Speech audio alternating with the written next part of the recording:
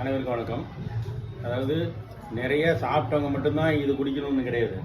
இவ்வளோ சாப்பிட்டாலும் சரி கொலஸ்ட்ரால் வருது, 2 இட்லி சாப்பிட்டாலும் கொலஸ்ட்ரால் வருது, பால் குடித்தாலும் கொலஸ்ட்ரால் வருது. அதனால் நிறைய பேர் கேட்குறீங்க கமெண்ட்டில், எதுக்குங்க நான் எவ்வளோ சாப்பிட்ணும், இது எதுக்குங்க குடிக்கணும் அப்படின்னு கேட்குறீங்க. சாப்பிடணும் எது குடிக்கணும். நீங்கள் சாப்பிட்றவங்க இவ்வளோ சாப்பிட்டாலும் சரி, இவ்வளோ சாப்பிட்டாலும் சரி, எவ்வளோ சாப்பிட்டாலும் சரி, இவ்வளோ சாப்பிட்றவங்களுக்கும் ஜீரணம் ஆகாமல் இருக்குது. 2 இட்லி மட்டும் சாப்பிட்டா ஐயோ ஜீரணம் ஆகலையேன்னு சொல்லி கேட்குறவங்களும் இதான் கொடுத்துட்ருக்கேன். 1 இட்லி தான் சாப்பிட்றோம், ஜீரணத்துக்கு கொடுக்கணும்னு இதான் கொடுத்துட்ருக்கேன். 15 இட்லி சாப்பிட்டு கொலஸ்ட்ரால் இருந்தாலும் இதான் கொடுத்துட்ருக்கேன். அதனால் இது வந்து நான் இவ்வளோ சாப்பிட்டு தான் சாப்பிட்றவங்களுக்கு தான் மட்டும் ஒன்று கிடையாது. கொஞ்சமாக சாப்பிட முடியாதவங்களுக்கும் இதான் சாப்பிட்டாகணும். நிறையா சாப்பிட்றவங்களுக்கு இது சாப்பிட்டா தான் நல்லாயிருக்கும். அதனால் இது வந்து நிறையா வியாதியில் குறைப்பதும் வியாதி வராமல் தடுக்கும். அதுக்காக தான் இதை ஒரு தடவை விளம்பரப்படுத்தியிருக்கிறேன்.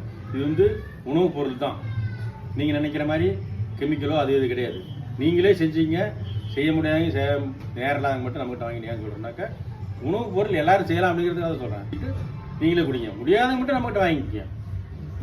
நன்றி, வணக்கம்.